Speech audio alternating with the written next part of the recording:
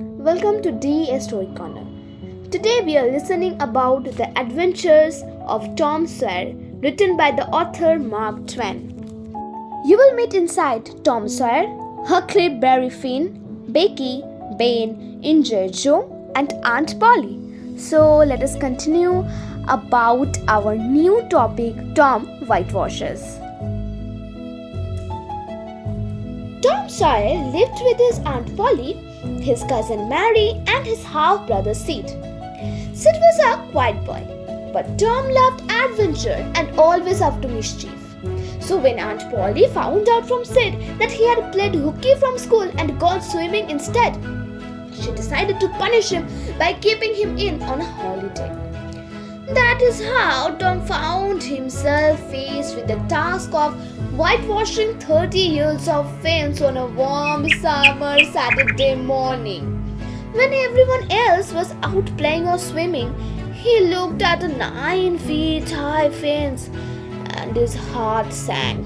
He knew it would take him all day to give it just one coat. He knew it would take him all day to give it just one coat.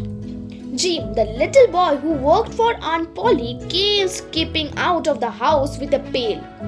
He was off to fetch water from the town pump, and Tom remembered that Jim never got back in less than an hour, even though the pump was only 150 yards away. He thought of the boys and girls who played and quarreled among themselves as they waited for the dance. He turned to Jim and offered, "Say, Jim, I will fetch the water if you will whitewash some." But Jim had already been warned about this by Aunt Polly, and he was afraid of getting a thrashing. Then Tom dared to tempt him by offering him his white marble, and Jim began to waver.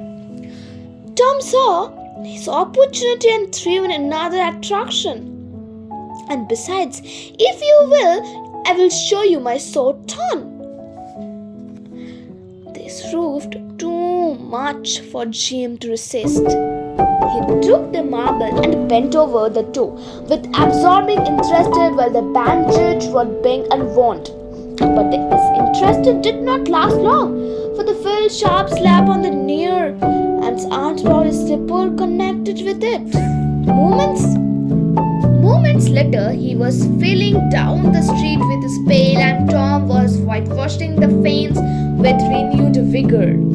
But Tom's energy soon began to flag.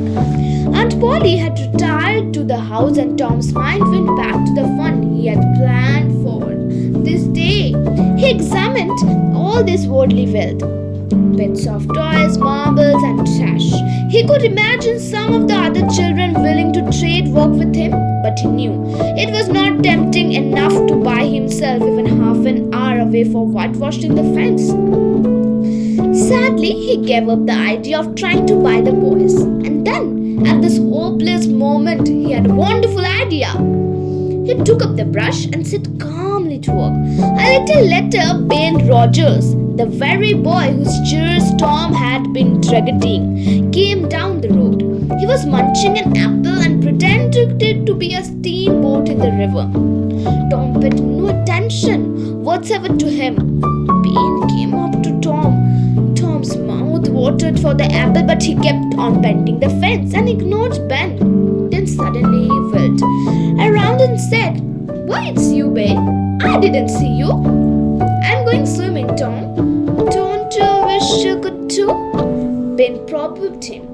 "But of course you have to do work."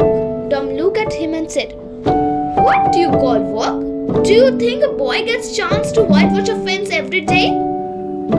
Ben stopped nibbling his apple. He watched Tom, who was doing a fine job of sweeping his brush daintily back and forth, stepping back to note the effect.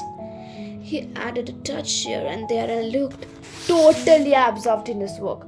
Presently, Ben asked, "Say, Tom, let me whitewash a little."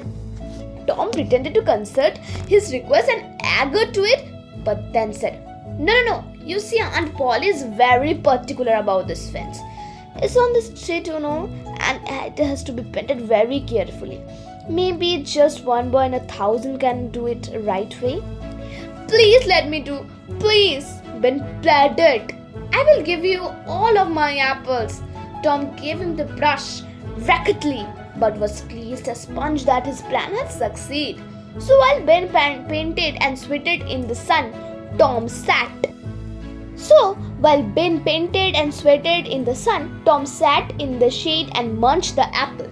Boys came by and stayed to the whitewash. By the time Ben was too tired to paint anymore, Tom had traded the next chance to Billy Fisher for a kite and then to Johnny Miller for a dead rat, and so on.